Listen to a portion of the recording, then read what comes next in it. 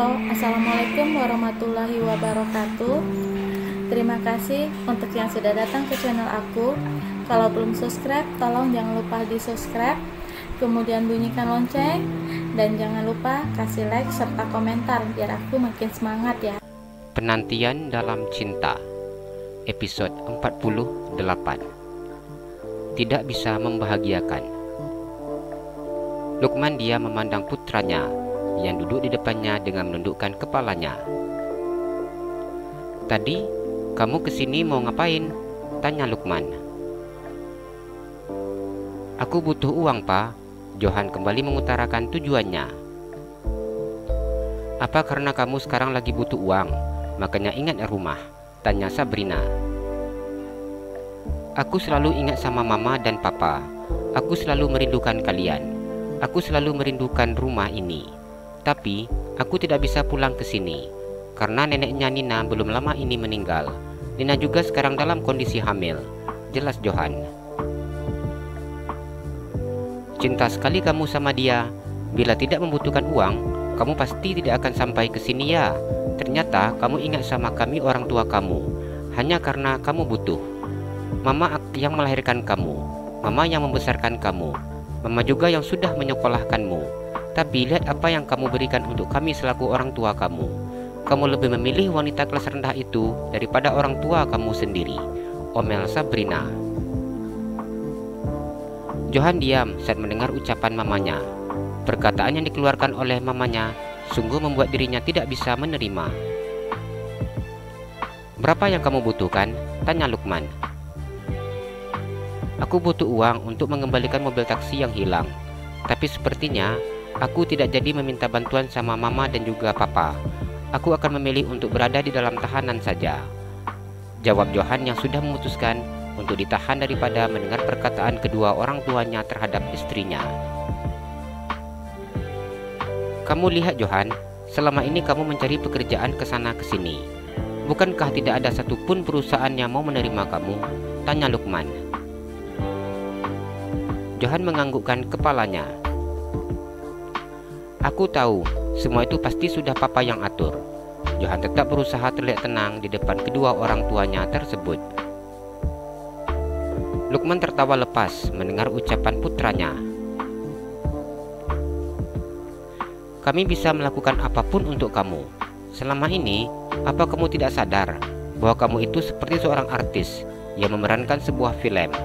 Apakah kamu tahu siapa sutradara dari film yang sedang kamu saat ini?"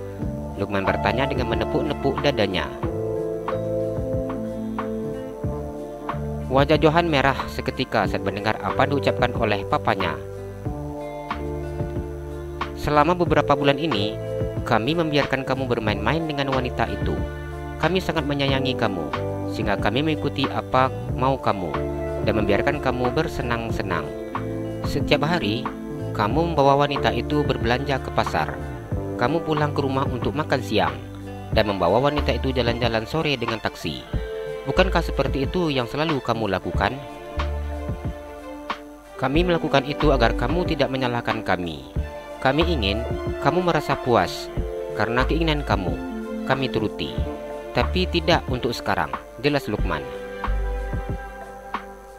"Aku sudah bilang, Pak, aku tidak jadi meminta bantuan kepada kalian. Aku akan menyelesaikan masalah ini sendiri. Aku akan bertanggung jawab dengan mobil itu, walaupun aku akan berada di dalam tahanan," jelas Johan. Sabrina memandang putranya. Wanita itu sangat mengenali sifat putranya. "Kamu tidak akan bisa kembali lagi ke sana," Lukman berkata dengan suara yang keras. "Istri aku sedang hamil. Aku tidak mau meninggalkan Nina," ucap Johan. "Bila kamu pergi ke sana, kamu akan melihat apa yang akan terjadi kepada dia," Lukman tersenyum. Tubuh Johan lemas ketika mendengar apa yang dikatakan oleh papanya. "Apa maksud papa?" tanyanya. "Tidak sulit bagi papa menyingkirkan wanita itu. Papa begitu sayang keluarga kita. Papa tidak ingin keluarga kita jadi seperti ini hanya karena wanita kelas rendah itu. Aku tidak ingin papa melakukan hal apapun terhadap istriku. Sekarang istriku sedang mengandung anak aku, Pak, ucap Johan. Papa tidak menanyakan masalah anak yang dia kandung.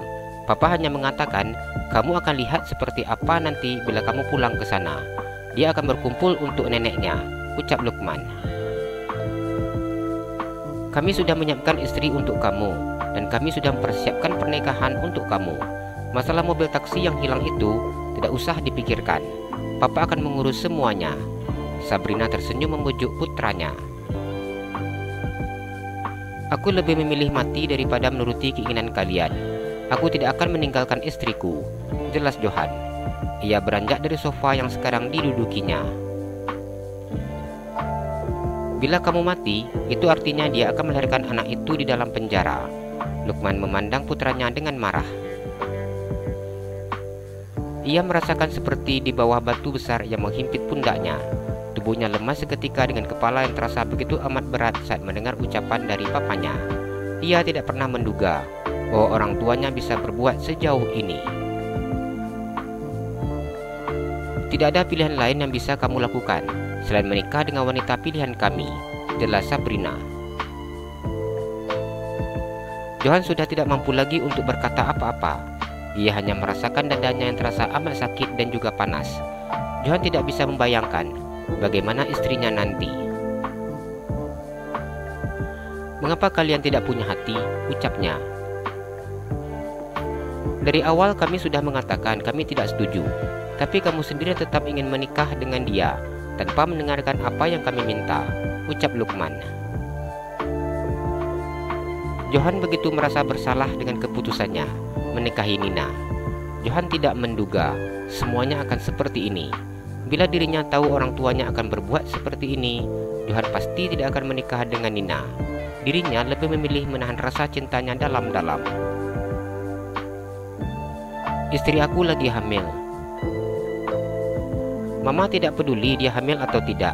Yang jelas, Mama sudah memilihkan istri untuk kamu. Wanita dari keluarga berada, cantik, pintar, dan berpendidikan. Apa kurangnya? Ucap Sabrina. Aku hanya cinta dengan istriku, jawab Johan. Bila kamu cinta dia, tinggalkan dia. Dia tetap bisa hidup dengan anaknya.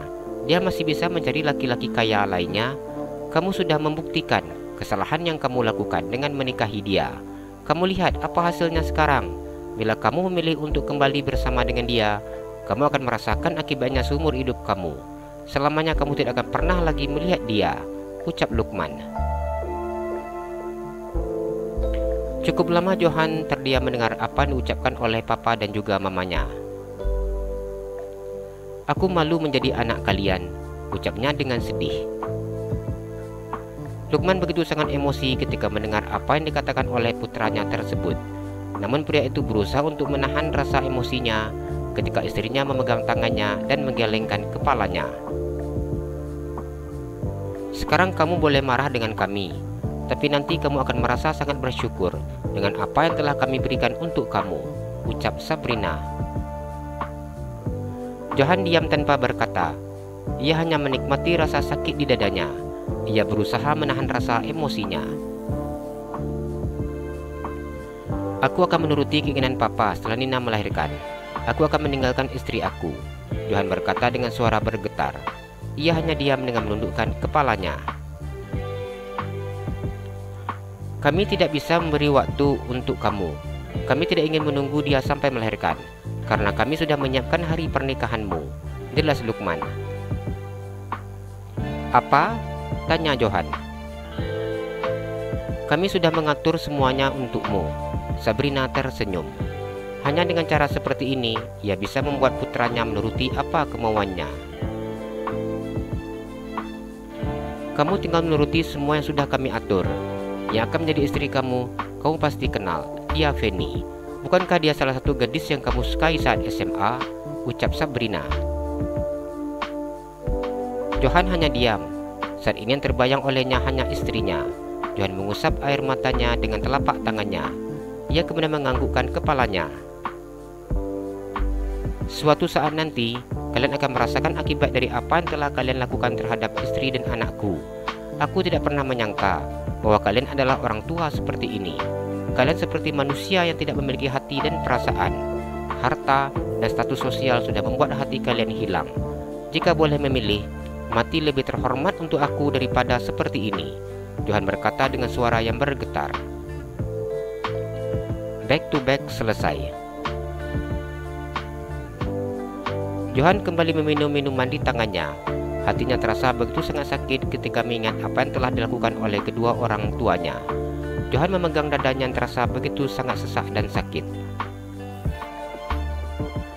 Selamanya di hati ini hanya ada adek.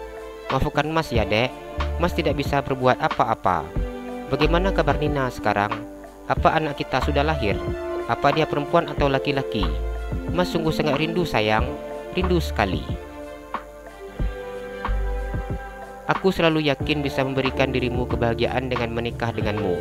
Membangun rumah tangga denganmu merupakan kebahagiaan dalam hidupku. Aku yakin kebahagiaanmu berada di sisiku. Namun ternyata aku salah. Menikah denganmu hanya meninggalkan 1000 masalah dan kerinduan untukmu, ucap Johan pelan sambil menatap kota London yang ada di depannya.